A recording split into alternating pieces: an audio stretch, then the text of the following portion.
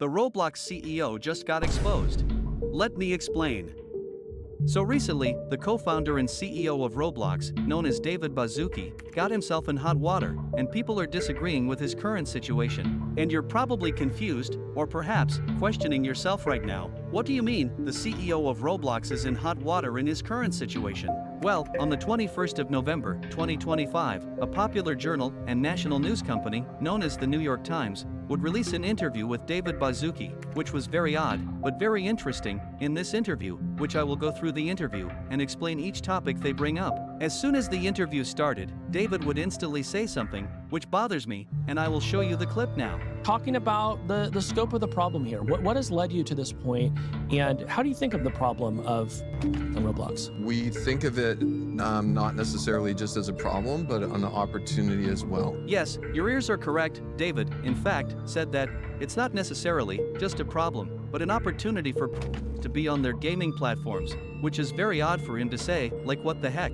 Throughout the interview, the New York Times would bring up the AI situation and ask the purpose of why David thought using AI would be safe to use, by saying, I think long-term face scan isn't the only signal. Like mathematically, the more signals that are convoluted, the better the accuracy, and the better we can get. So we already have signals. We have behavioral signals, we have photo ID upload signals, and we have user-suggested age, but we're complementing that with a facial age estimation signal that literally, in an ephemeral way, use your phone, use your PC, scan an image, do a good AI estimation, the image isn't stored, and start using that to complement all the other things we do. And we already do a pile of stuff. We have very, very good text filters. There's no image sharing. We're doing a bunch of monitoring. David would go into depth on the facial scans detail by saying, these are kind of these primitive games, and everyone on the platform is pretty young. We've seen that migrate over the last 5 years from predominantly under 13 to now I believe we recently said self-reported almost 2/3 over 13, and we can see those numbers growing and growing, like the fastest growing segments on Roblox are 21 and up right now.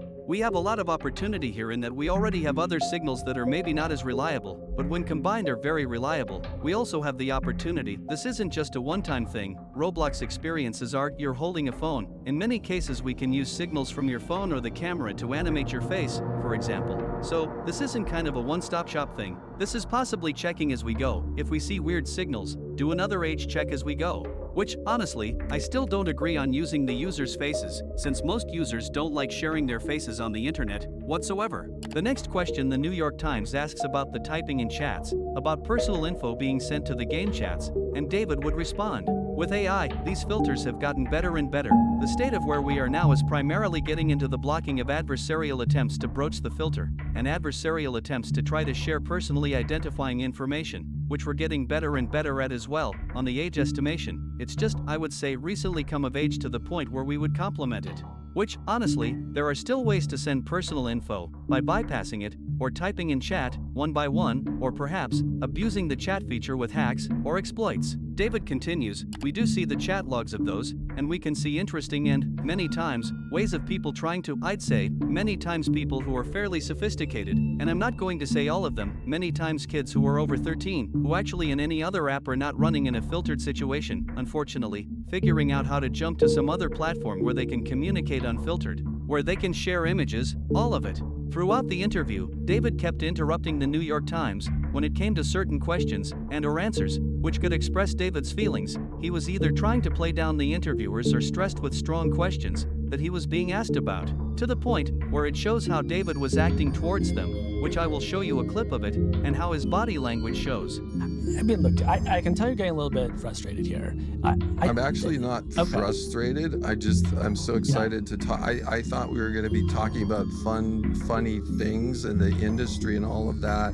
So I'm not frustrated. I'm just kind of figuring out how much fun time I have with you guys and how much fun time we have versus kind of this super focus. Got it. You're confident that the technology has gotten good enough that you can use it to do moderation at a platform of Roblox's scale? The scale we're at is absolutely mind-boggling right now, like absolutely mind-boggling. And every system, image review, text review, all of that constantly getting better and better. So say you and I, we're a system, what is the best way to review every single image going into Roblox at higher and higher quality? and say we figured out the best way to do that is to do it with better and better AI models, would you pick that? Yeah. Good. So you're aligning with what we did. High five. But I've also been covering social networks. Thank you for supporting. Thank you for supporting our Roblox decision matrix. I also remember 15 years ago I'm so glad you guys are aligned with the way we won Roblox. Right. I also remember 15 years ago when Mark Zuckerberg was saying, is this a stealth interview where actually you love everything we're doing and you're here to stealthily support it? We were told you wanted to come in and talk about your new age-gating technology. And I want to highlight, I came here because I love your podcast and came to talk about everything. So if our PR people said, let's talk about age gating for an hour, I'm up for it.